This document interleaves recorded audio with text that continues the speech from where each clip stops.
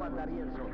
Para ello nos acompaña el popular director y compositor Miguel Caló, Con la actuación de la gran orquesta de Osvaldo Pugliese. Alguien me llamó una vez Chita de Buenos Aires. Un notable creador, Astor Piazzolla. espectáculo estelar de Mariano Mores. Tango de Enrique Santos Discépolo. Tango se escribe con T de Troilo. Julio Sosa era una persona Son sus que... autores el popular Manos Brujas y Mans. Vamos, qué sé yo, que sea lo que yo quiera.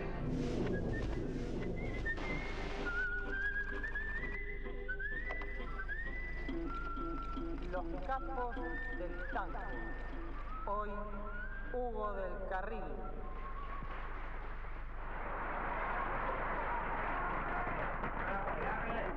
En este momento dejo de ser el payaso de siempre para ponerme serio y presentar a ustedes a un artista nuevo que es para mí como un pedazo de mí mismo.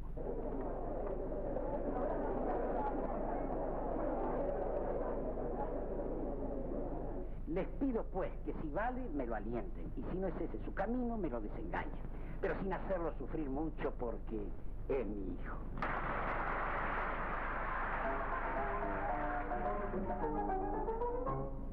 Soy hijo de Buenos Aires, me llaman el porteñito, el criollo más compadrito que en esta tierra nació. Cuando un tango en la vihuela raje a algún compañero, no hay nadie en el barrio entero que baile mejor que yo. Identificado con el porteñismo, galán de cine y cantor de tangos, Hugo del Carril inició en la década del 30 su carrera artística. Más tarde, se consagrará como director de cine, integrando con sus películas la larga lista de los clásicos argentinos. Con ella hice mis primeras películas cantando tangos. Así llegué al cine. Y después me atrapó su mundo mágico de colores y sonidos. Fui actor, fui director, pero sin olvidar mi primera gran pasión, el tango. Me llaman el caburé porque soy el milonguero más mentado donde voy, con un requiebro y en un corte bien compadrón, que hago aflojar a cualquier vivo a su corazón. Piero Bruno Hugo Fontana nació un 30 de noviembre de 1912 y fue una infancia no demasiado feliz, como los grandes del tango, como los grandes artistas de nuestro cine argentino. Los padres se separaron, eran de origen italiano. El padre era un escenógrafo, creo, pintor o arquitecto, también las tres funciones cumplía. Lo abandonaron siendo muy chico y lo toma una familia de franceses integrada por un señor llamado Francisco y Alina, que bueno, lo crían y le dan, digamos, su primera educación, como quien dice. Le gustaba recordar que tenía una empleada en su casa, creo que se llamaba Eusebia, que le enseñó a cantar el tango Cara Sucia, y él con su media lengua lo repetía, aunque simultáneamente también cantaba en francés, porque fue criado por una familia de ese origen. Y se dice, mejor dicho lo decía Hugo, que un 14 de julio, tenía 3 o 4 años, cantó la Marsellesa en el Teatro Colón. Es decir, que estaba emparentado con la canción desde muy chico. Decir, por Dios que me has dado, que estoy tan cambiado, no sepas quién soy. El malevaje extrañado me mira sin comprender, me ve perdiendo el cartel de guapo que ayer brillaba en la acción. No ve que estoy embretado, vencido y mareado en tu corazón. Hugo del Carril nació en Flores, barrio de Flores, en la calle San Pedrito al 256. Florial Ruiz me decía siempre que Hugo era de su barrio, habían compartido cosas en el barrio de Flores, habían ido a la escuela primaria juntos. Además era un chico que en el barrio llamaba mucho la atención porque en la casa se hablaba francés. Hizo los 4 primeros años en el Colegio Nacional Mariano Moreno. Él empieza a trabajar en una fábrica de jabones Y en esa fábrica de jabones, por lo que decían en las, digamos, cuando Hugo le hacían notas y reportajes, siempre luchó para tener un lugar mejor en la escala social, ¿no? No le gustaban las injusticias a él, cosa que lo vimos después con el paso de los años. Después empleó una inmobiliaria, después fue a la Pingman a aprender máquina de escribir, pero él se dio cuenta de que él no era para estar en una oficina. Y entonces hace una prueba en la radio, en Radio del Pueblo, como locutor. Ella de audaz no haces alarde, pues te duele la rodada y aprendiste un poco tarde. El guapo se vuelve cobarde y no vale prepotencia cuando talla la pasión.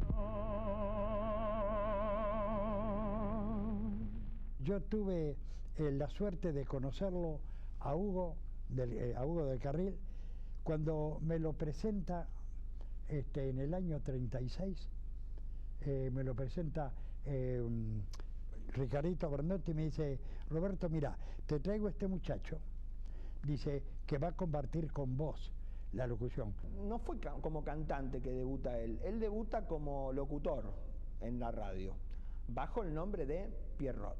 Hacía presentaciones y el trabajo de locutor, con su hermosísima voz, con el nombre de Pierrot, y después se anunciaba él mismo y cantaba. Y nosotros lo bautizamos Pierrot, pero la mamá lo llamaba por teléfono y decía: me da con Pierrot, en vez de Piero, dice: me da con Pierrot. Y Pierrot, te llaman, Pierrot, te llaman. En mi tristeza hoy te evoco y veo que has sido en mi pobre vida paria solo una buena mujer. Y lo veo que viene con una guitarra él. Le digo: ¿y eso? Ah, dice: porque yo canto un poco y rasco un poco la guitarra. Así, bueno, macanudo. Bueno, pasamos unos avisos. Y le digo: ¿y por qué no cantás algo? ¿Te parece? Sí, porque en aquel tiempo era todo informal. No es como ahora que dice media hora de esto, 40 minutos de lo otro, ¿eh? Bueno, y él él sabía dominante y tono en la guitarra, nada más, ¿no? Dice: bueno, ahora van a escuchar a Hugo Cáceres cantar el tango de Gardel Razano, Mano a Mano. Rey cantaba mano a mano. Un día cantó Hugo, hacía la locución y cantó, y gustó. Nada debo agradecerte, mano a mano hemos quedado. No me importa lo que has hecho, lo que haces ni lo que harás. Él toma de una gran cantante que se llamaba Elisa del Carril, le gustó el del Carril y se pone Hugo del Carril. En febrero del año 1935, debutó como estribillista de la famosa orquesta del violinista Edgardo Donato. Con él, grabó 9 obras. Para que te amores y tu corazón albergo para mí solo compasión, para que de si me permites un amor que no sentiste. Este tango, Congoja, es el primer registro profesional de Hugo del Carril. Bueno, Hugo del Carril comienza a grabar con la orquesta de Edgardo Donato, si bien ya venía cantando desde antes. Dentro de esa época, bueno, ya muerto Gardel después del 35, está junto con otros cantores, como por ejemplo Corsini, bueno, Magali hasta el año 38. Muchacho de cafetín, adoro con pilchas pobres, feliz con la fortuna, todo tener un cobre. Hugo comienza a filmar en el año 36, fines del 36, la película se estrena en el 37 con Manuel Romero. Los muchachos antes usaban gomina. Romero lo había escuchado cantar en Radio El Mundo, donde Hugo hacía un homenaje a Carlos Gardel en el primer año de su desaparición, y ella actuaba junto a Rosita Moreno, que había sido compañera de Gardel en algunas películas. A partir de ahí arranca la carrera cinematográfica de Hugo del Carril. Si bien es un fragmento únicamente que aparece, únicamente cantando Tiempos Viejos, que inclusive no llega a terminarlo, y también se escucha su voz en el reparto, fue, digamos, el puntapié inicial para que Hugo comenzara en el cine. He arreglado para que a las 11 de la noche lo cante un amigo por Radio Esplende. Ya es la hora.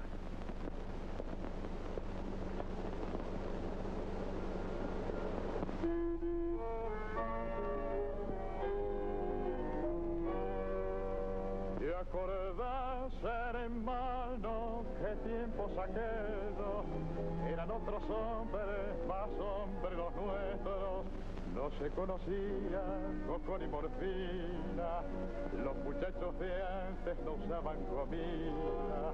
¿Te acordás, hermano, qué tiempos aquellos?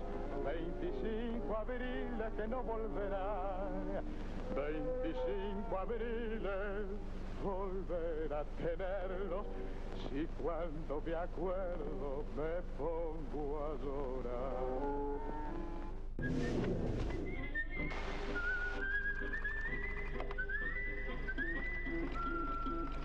Los capos del tango.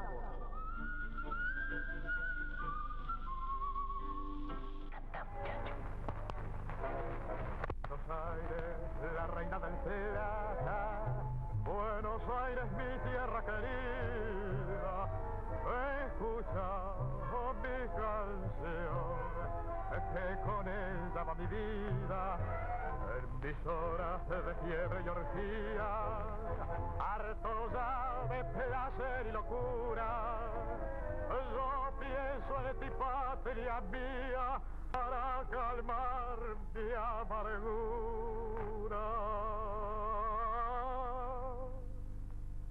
Noches porteñas bajo tu manto, dichas y llanto muy juntos van, risas y besos para corrida, todo se olvida con el champán, y a la salida de la milonga llora una nena pidiendo pan, por eso es que en el Gotán siempre solloza una pena. Con Manuel Romero hizo La Vuelta de Rocha, hizo también otra película como es Tres anclados en París, que en realidad al principio era Tres argentinos en París, pero por una cuestión de censura y de épocas después se llamó Tres anclados en París. Donde ahí solo interpreta una canción, Buenos Aires, pero bueno, obviamente se va afianzando en todo lo que es su parte actoral. En esa película también aparece Florencio Parravicini y Tito Luciardo. Hace la vida es un tango, otra pincelada costumbrista sobre el tango y Buenos Aires, del mismo Romero. Buenas noches. ¿Sí? ¿Qué haces vos aquí? Papá, perdóneme, pero tengo que hablarle. ¿Cómo te atreves a venir a este sitio? ¿Quién te ha contado? Aunque usted me lo ocultó siempre y aunque no usa su verdadero nombre, yo sabía cuál era su trabajo, papá. Y no me avergüenza. Siento orgullo de ser su hijo. Yo también tengo alma de artista y quiero trabajar en el teatro. ¿Estás loco? Romero fue el primer maestro que tuvo Hugo, el que le enseñó el ABC del cine, de cómo plantarse frente a la cámara, cómo actuar, cómo gesticular. Y tuvo otro maestro de lujo, un compañero de esas películas, Florencio Parravicini, que venía del teatro con toda su experiencia y le demostró a Hugo, le enseñó que la cámara estaba mucho más cerca que en el teatro. ¿Por qué estamos aquí los tres? ¿Por qué no volvemos al terruño? Yo, por los míos, me querían hacer menos. A mí me tiraba el arte y me vine hace 5 años. Me perdonaron, pero no puedo volver sin una medalla. Hasta que después, bueno, pega el salto, filma Madreselva junto con Libertad Lamarque, y bueno, realmente es una película que, no solamente por la calidad de la misma, sino por la brillante actuación que tiene tanto él como Libertad, bueno, ahí probablemente adquiere ya un vuelo mucho más importante del que venía haciendo. Luego, Alberto de Zavalía lo dirigió en La vida de Carlos Gardel, pues se suponía, se decía que Hugo era el continuador de Gardel. Y la película fue realmente un éxito, gustó mucho acá en la Argentina y en todo el mercado de habla castellana, lo consagró prácticamente como una gran figura de nuestro cine. Y ahí, bueno, logra el cometido de Hugo, es decir, como galán y como cantante. Viejo barrio de mi sueño, el de ranchitos iguales, como vos los vendavales, a mí me azotó el dolor. Hoy te encuentro envejecido, pero siempre tan risueño. Barrio lindo y yo que soy, 30 años y mira, mira qué viejo estoy. Tal vez la sonrisa de Hugo era como un rayo luminoso y todos quedaban deslumbrados por su sonrisa, pero tenía una profundidad en sus ojos, ternura, tristeza, vivencias en sus ojos. Y ese rostro, bueno, le abrió todas las puertas. Él continúa como galán, cantor, como primera figura, sigue también mucho con Luis Bayón Herrera en los estudios Cefa, cuando hace adaptaciones extranjeras, como la novela de un joven pobre, La piel de Zapa, también con Amadori, y en el año 44 filma con un hombre que fue fundamental en su carrera, porque llegó a ser uno de sus grandes amigos y que le enseñó mucho, don Mario Soffici. Triste y fatal es mi suerte, de tanto sufrir y andar, y cansado de bregar, vivo feliz y contento, de nada ya me lamento, ni tengo por qué llorar.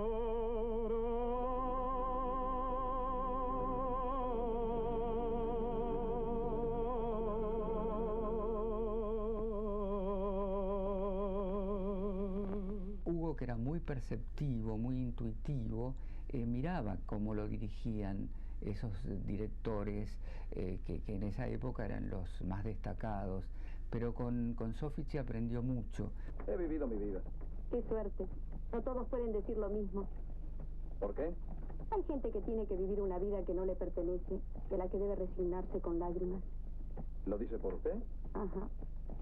A veces me parece que el destino me ha convertido en alguien que no soy yo, en algo que no conozco. Pero usted se reirá de tanta filosofía. Son quizás sus mejores trabajos, los que hizo con Mansi, quien era muy amigo también, y Ral Papié. Pobre mi madre querida, El último payador, donde encarnó a Bettinotti, y también la comparsita que había hecho con Antonio Montplet, que fue otro de los directores que le enseñó mucha técnica. ¿Vas a salir? Sí. Hoy también. Tengo un compromiso. ¿Puedo ayudarte en algo? No necesito nada de nadie. ¿Pero qué te pasa? Duermes de día, llegas a casa con el sol, vives fuera de casa. Román, así no, ¿eh? ¿Por qué no me contesta? ¿Qué quiere que le diga? Que no necesito sus consejos, que no sé lo que tengo que hacer. ¿Pero qué te hemos hecho? Déjeme salir. Román, ¿tú has encontrado a aquella mujer? Tuve el honor de que el gran autor de Malena, de Ninguna, me citara en los estudios San Miguel para componer nada menos que a Pascual Contursi en El último payador, una película que a mi criterio es una joya del cine argentino, realizada por Ral Papié y Homero Mansi, que es el autor del argumento. ¿Qué hacen ustedes aquí? ¿Por qué no van a comer a sus casas? Y a la tarde, ¿quién hace el trabajo? Nadie. Que trabaje el patrón si quiere. Cuidado con lo que decís, que ahí nos están campaneando. Mejor, porque el perro viejo no quiere saber nada de nada. Ni mejora los sueldos ni disminuye el horario. Lo único que quiere es llenarse de oro con nuestro sudor. ¿Qué quiere decir con eso? Que si tenemos un poco de vergüenza y conciencia del nuevo siglo, debemos declararnos en huelga. Y cuando llego yo, ¿qué hacen aquí? ¿Por qué no van a comer a sus casas? Que trabaje el patrón. El que trabaja esta tarde es un carnero traidor. ¡Viva la huelga! Era un loco lindo. ¿A que no anduvine quién es? ¿Qué hable? Así no va. ¡Pascual! ¿Sabes a qué vengo? No. Hoy nos declaramos en huelga. ¡Huelga otra vez! Para mí fue inolvidable actuar con Hugo del Carril. porque yo lo admiraba mucho, no solamente como actor. Después llegó a ser un gran director, uno de los mejores directores que hemos tenido. José, estás guapo. Tenía miedo de no verte más, hermano. La última escena es cuando Pascual Contursi, con una capa y el chambergo, entra en la buhardilla donde él está muriéndose, el final, y le lleva el disco, Mi noche triste, y él dice: los payadores hemos muerto para siempre. Ya vendrá alguien que nos va a superar. Como quiere la madre a sus hijos, con la fe sacrosanta del alma. Yo te amo aunque sea un pecado, con todo el cariño, con todas mis ansias. Yo te siento bullir en mis venas y en mi mente te llevo grabada, como queda grabado el recuerdo del ser más querido que nunca se aparta. Yo deseo tan solo que sepas que en mi vida no existe ya calma, que te quiero con todas mis ansias, con todo mi anhelo, con toda mi alma, que te quiero con todas mis ansias, con todo mi anhelo, con toda mi alma.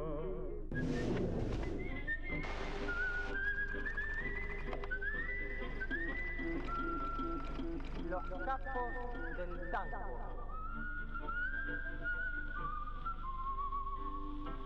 Se lo confieso. La he visto actuando en un dancing y... ¿Pero qué puede hacerme? Yo soy libre. Es que esa gente bien sabe, es maestra en triquiñuelas. Pero no me haga caso, olvido. ¿Está nervioso? Sí, un poco. Este lugar me impone. ¿Cómo? Si no hay nadie. Está el empresario. Oh. ¿Y usted? También yo te veo tal como sos. Y sé que tu pasado es toda tu vida. Me alegro de que así sea, porque así no pensaré más en usted. Ni yo tampoco en vos. En las mujeres del velódromo se piensa solo durante una noche. Perdóname, Julián. Sos una cualquiera. ¡No le permito que lo ofenda! ¡No, Pando! ¡No! De todos esos maestros fue captando lo fundamental del cine para después lanzarse a la dirección. Él lo hizo en el año 48 con una película que era un poco continuación de lo que él había filmado con Romero, Historia del 900. Yo soy de este centenario, gitaura de los salones, animando jaracones y he gastado calendarios. Aprendí el abecedario del baile con buenas mozas y la verdad de las cosas. Soy listo como una avispa, soy el viejo sacachispa del pabellón de las rosas. Debuta con Historia del 900 como actor, como productor, como director. Era un hombre orquesta, si nos ponemos a pensar. A Hugo del Carril le gustaban mucho las bromas y cuando hizo su primera película inventó un autor. Dijo que era un poeta riojano el que firmaba Historia del 900, Alejo Pacheco Ramos, pero en realidad era él mismo. En Historia del 900, ahí vemos a un Hugo del Carril muy seguro y muy firme en sus convicciones. Yo creo que su primer película como realizador muestra que Hugo sabía lo que quería. Pero, bien. ¿Cuándo llegaste? Ayer tarde. Podías haber avisado, hubiera ido a esperarte. Pedro, traigo coñac. Para mí no. Ah, no te preocupes, me los tomo yo. ¿Es María Cristina? ¿No la reconocías? ¿Cómo ha cambiado? Era una evocación costumbrista también de los principios del tango. Y la crítica especializada, el ambiente, el periodismo, miró un poco de soslayo y un poco así con ironía que un cantor de tango se lanzara a dirigir cine. Pero luego, al cabo de un año, cuando se estrenó la película, esa misma crítica tuvo la nobleza de rectificarse y alabar el trabajo. La película realmente es excelente, me parece que es un excelente debut que ha tenido Hugo a través de esa película, ha tenido bastante éxito y el buen resultado de la misma hizo que, bueno, Hugo siguiera filmando, lo cual bueno, ha contribuido a nuestra filmografía con títulos muy, pero muy importantes. Santos y Rufino Peralta. Comisión del Conchavador 500 cada uno. Viaje 70. Ropa 124 y 112. Adelanto 150 cada uno. Gastos del Guaraní 285. Deben 987 y 974. No estoy de acuerdo, patrón. ¿Cómo? Mi hermano y yo debemos 600 pesos nomás. Es lo que hemos recibido. Así nos dijo el conchavador allá en Posada. ¿Y a mí qué me importa lo que le dijeron allá? Y él trató de hacer valer los derechos a través del cine, creo yo. Si nos fijamos en películas como Las aguas bajan turbias, El río oscuro en realidad se llamaba ese libro, que era de Alfredo Varela, ahí vemos que Hugo le preocupaba lo que quizás también le preocupaba cuando él era adolescente y trabajaba en una fábrica, ¿no? La injusticia. En sus películas hay algunas constantes. Él manifestó un gran compromiso social a través de películas como Las aguas bajan turbias, Las tierras blancas, Esta tierra es mía, donde le interesaba el tema social y cómo la gente era explotada. Por ejemplo, Las aguas bajan turbias, donde retomaba el tema del mensú. Amelia. ¿Qué? ¿Ha venido alguien? No. Salí del rancho. Salí. ¿Quién es?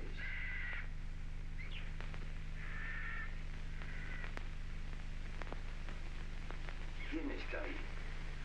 Santos y Rufino. Los esperaba. Ya sabía yo que me iban a dejar solo al amigo viejo y enfermo. También hay otra vertiente que es la del costumbrismo. A Historia del 900 siguieron películas como La Calecita o Buenas noches, Buenos Aires. También el compromiso histórico, con películas como La Quintrala, Yo maté a Facundo, o adaptaciones de películas, de novelas o de obras extranjeras, como Surcos de sangre, Más allá del olvido y alguna otra. También el tema de la juventud ciudadana, especialmente, por ejemplo, Una cita con la vida o La sentencia. Daré con la culpa, será Giuseppe, l'amore in da giunta, se pete pete, no tengo la culpa, es tuyo mi ser, tu arrulla mi sueño, palomita blanca, la de mi querer. Hugo era un hombre muy especial porque era muy sensible. Entonces se daba cuenta en los tonos y a un actor lo paraba y decía, aquí me gustaría las inflexiones de voz. Yo recuerdo que una vez Federico Lupi dijo una frase ahí mientras estábamos reunidos, y dice, ¿cómo no se va a dar cuenta? Es cantor y los cantores tienen una oreja muy especial, los cantores se dan cuenta de los tonos. Él decía que llegaba al set con el libro en la cabeza, lo conocía totalmente de memoria, incluso no necesitaba mirar el guión. Tenía resueltas las escenas, lo que buscaba era armonizarlas, difícilmente improvisaba, tenía que ocurrir algo muy, en fin, un imponderable para que él alterara el guión.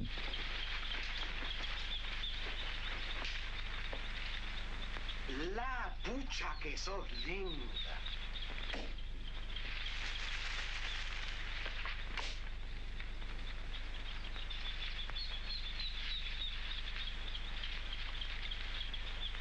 Dame que te lo voy a llevar. Y ayudarla yo, patrón. Ah, bueno, pero te quiero ver bien derecho de acá al central. Si flojeas vas a probar mi guacho. También estaba enamorado de la técnica cinematográfica, pese a no haber sido un técnico, pero indudablemente de espiar lo que hacían los directores que lo dirigían, se fue enamorando de eso. Y hay algunas películas suyas que tienen resoluciones cinematográficas que incluso una persona que haya tenido mucho estudio tal vez no lo hubiera podido lograr, como por ejemplo El terremoto de La Quintrala, que lo resolvieron muy al uso nostro, digamos, tirando tierra sobre la cámara, moviéndola, y luego cuando se estrenó, él hizo colocar en la sala de estreno 6 altoparlantes a cada costado del escenario, lo que amplificaba el ruido que producía el terremoto. Participó en 49 películas del cine argentino, en 15 como director. 15 películas dirigió él, y en 49 o 50, si tomamos Al Corazón, donde él aparece, que es un raconto del tango, es una especie de cabalgata, pero fueron 49 las películas en totales, entre las que dirigió y en las que él actuó o en las que él fue galán, como quieran llamarlo ustedes. Pobre gallo bastarás, se te está abriendo el pellejo, ya ni para dar un consejo, como dicen te encontrarás, porque estás enclenque y viejo, pobre gallo bastarás.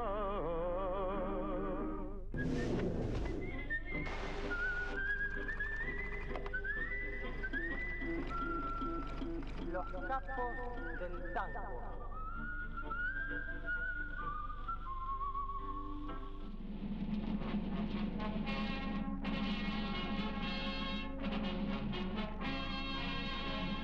En el año 1946, Juan Domingo Perón inicia su primera presidencia, elegida por voto popular e impulsada por los sucesos del mes de octubre de 1945.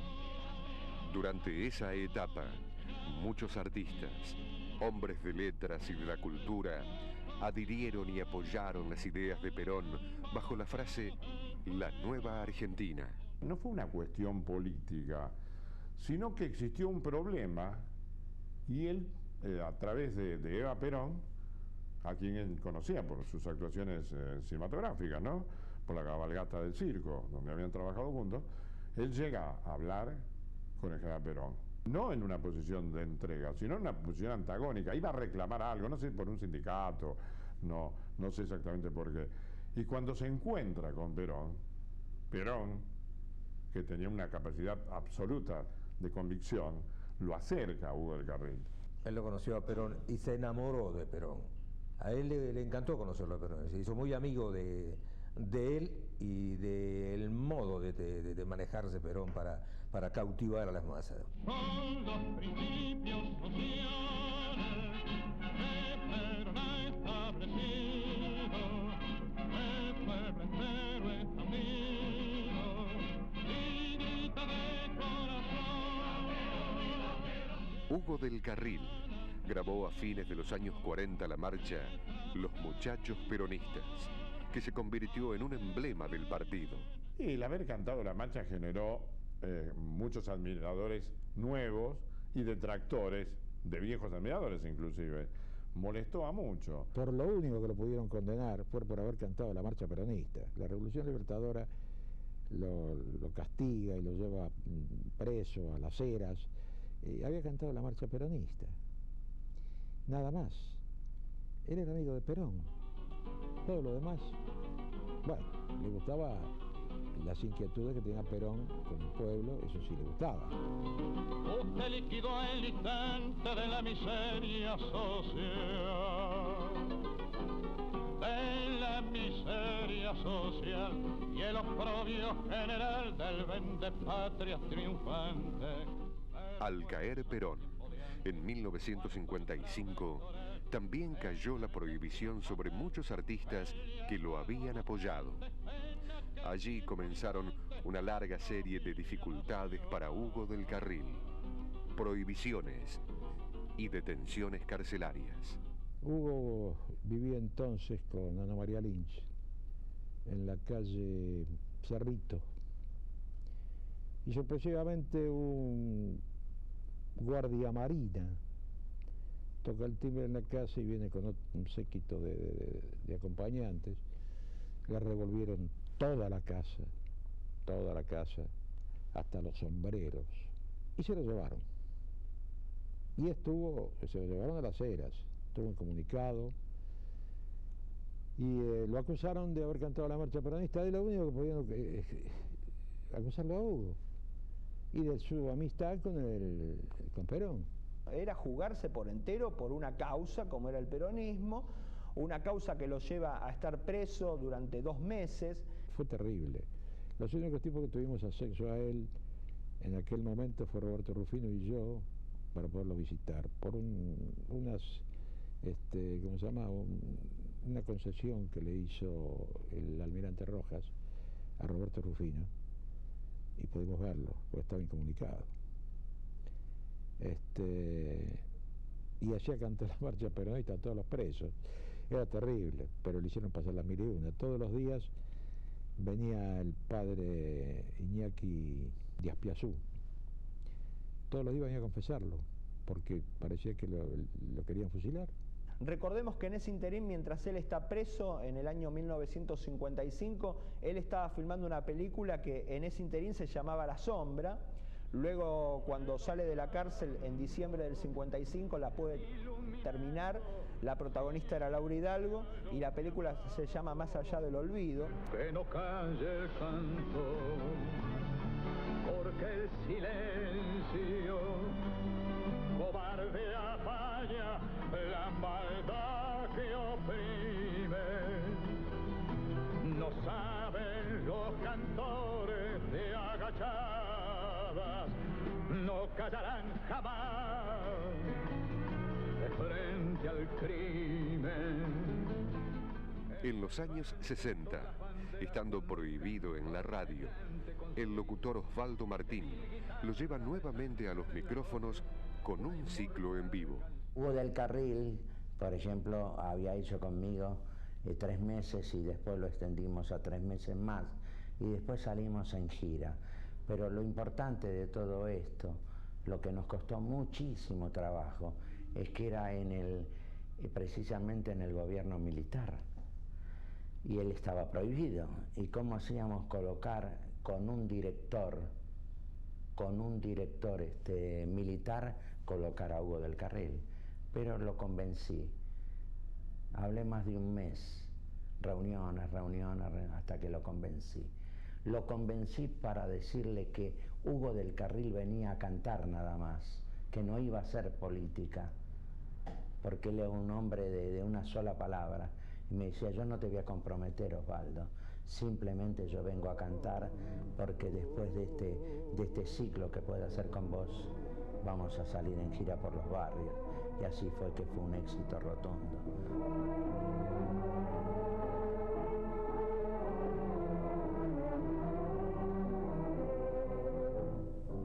Yo solo sé que fue el remanso de divina Cristo, que en el calvario de mi tía fue una tibia luz, que bendigo esta negra cruz, que está aquí y está ausente, crispan serán mis labios, desesperadamente.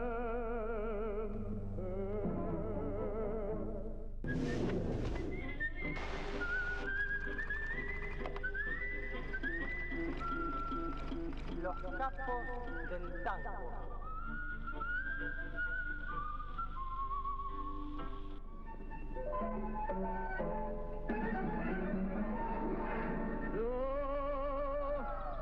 Calma, ¿qué pasó? Yo me llamo Juan Milonga y hago ranchadón de piso. Son muchas las que me quieren, por una que no me quiso. Que no me quiso y es añudo que me aturda, mal de la zurda yo traigo. La última participación de Hugo en el cine como director fue con Yo Maté a Facundo en el año 75, con un Federico Lupi estupendo, pero con una crítica que la mató a esa película, recuerdo yo. Y con un Hugo que en ese momento estaba, porque era la tercera presidencia de Juan Domingo Perón, él estaba dirigiendo el Instituto Nacional de Cinematografía. Se encuentra con que a él lo llaman cuando vuelve Perón al país, lo llaman para ofrecerle un cargo en el instituto, que no, a Hugo no fue del agrado de él.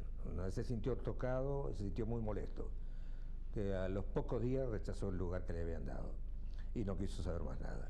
Habrá que mandar un chasqui a Santa Fe. Preparar una nota para el gobernador y otra para el ministro Cuyen, diciéndoles que cueste lo que cueste, cumpliremos lo pactado. Cuando a mí me llamaron para que fuera a verlo a Hugo, me puse muy contento porque me alegraba trabajar con él. Fue en la película Yo Maté a Facundo, tuve la suerte de estar al lado, dirigido de él. Señores, el capitán de milicias de este curato, Don Santos Pérez. Su palabra es la mía. Y su ley, la del gobernador. Él siempre te hablaba algo del personaje. Yo considero siempre que el actor debe conversar con el director antes de comenzar la película, porque el director es el que te dice cómo quiere el personaje. Hasta yo como gobernador tuve que tolerarlo. Te juro que lloré lágrimas de sangre antes de admitir su traición. Y con todo, lo perdono.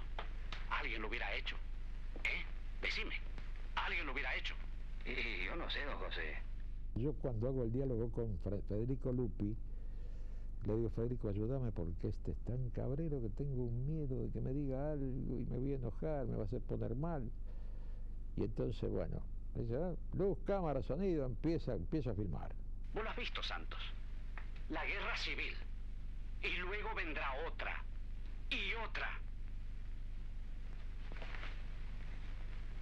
Por eso, es una orden de la República. Un mandato de Dios. Quiroga debe morir. ¡Corten! Yo dije, ay, este me mata. Bueno, viene y me dice al oído, debutaste en el cine como Anthony Quinn.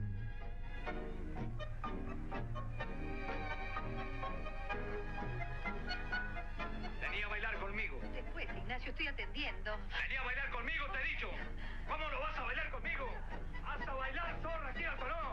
Bailar conmigo, te he dicho. Y yo empiezo a maltratarla a Julia, que es cuando la saco detrás del mostrador, que la llevo a bailar conmigo, pero la llevo a las patadas más bien, porque no es para invitarla a bailar tranquilamente, sino la llevo a la rastra porque quiero ofenderla en ese momento, maltratarla, porque veo que a Hugo se le está arrimando demasiado y que ella se sentía favorecida y contenta. Entonces trato de humillarla para que si se apagaba eso o no. Y desgraciadamente dentro del tema de la película se hace más trágico todo, porque es cuando sale Hugo a buscar la pelea conmigo, defendiéndola a ella. Ajá. Con que querés baile, ¿no? Entonces vas a bailar. Está bien. Pero a primera sangre, señores. No vamos a desgraciarnos con una muerte. Se ponía detrás de Enrique Carrera, que mientras Enrique estaba filmando y trabajaba como segundo director, lo hacía porque él me estimaba mucho, y entonces estudiaba, controlaba mis trabajos, porque él después me hacía la seña de que las cosas habían salido bien. Y festejábamos esa doble actuación de Hugo como actor en la película y como director espión, digamos, ¿no? Tú bien lo sabes que estoy enfermo y en mi semblante claro se ve que ya de noche casi no duermo nada. ¿Sabes por qué? Porque yo sueño como te aprecio, de que a mi lado te de tener. Son sueños malos, torpes y necios, pero mi vida, ¿qué voy a hacer? Son de esos hombres que para llegar a encontrar una posición en el mundo tienen que luchar toda la vida, porque las cosas se ofrecen de una manera muy bondadosa, muy cariñosa, muy líquida, y cuando menos esperas aparece el diablo y te las corta. Y Hugo fue un hombre que tuvo que trabajar mucho, tuvo que luchar mucho con la gente, tuvo mucho suceso, tuvo mucho, pero mucho éxito. Él gustaba mucho, tenía un público que lo admiraba. Tenía mucho poder de convicción, lo mismo que como actor. A Hugo se le creía. Él demostraba lo que sentía, incluso decía que no filmaba algo que no sentía. Entonces, esa cuota de verdad que había en sus interpretaciones, al público le llegaba. El gran solista del tango, cuando apareció con su conjunto de guitarras, cuando aparecía en el escenario, tenía que ser más que suficiente como para que el público se quede en silencio. Sin hablar, sin decir una palabra, solamente su presencia tenía que ser más que suficiente. Y para mí ninguno como Hugo. Ninguno como Hugo. Se saboreaba un mate largo como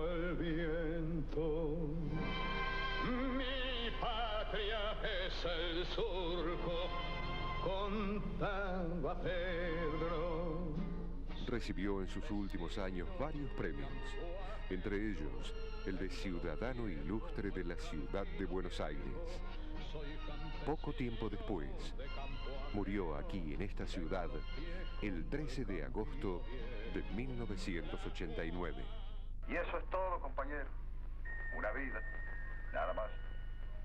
Una vida que ahora es esto. Un caracol musical donde resuenan recuerdos que como vienen, se van. El arte es un tormento que Dios pone en el alma, la carne el instrumento que el arte hace vibrar.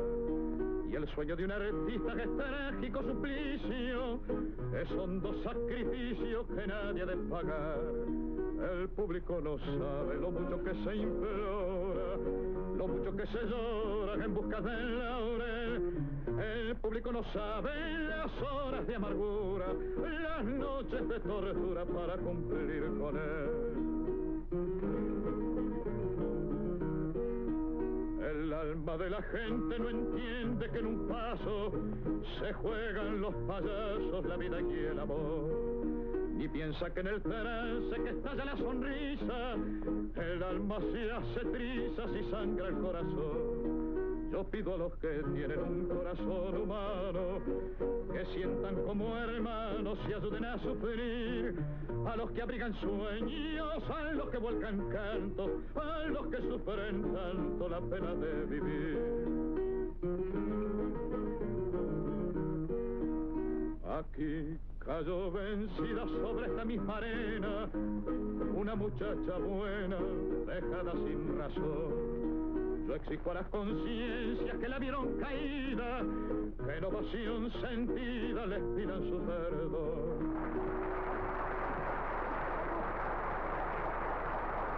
Mil gracias en su nombre y en el de los artistas, que entramos a la pista con toda la emoción. La fuerza de este aplauso, la luz de este momento, es el mejor aliento a nuestro corazón.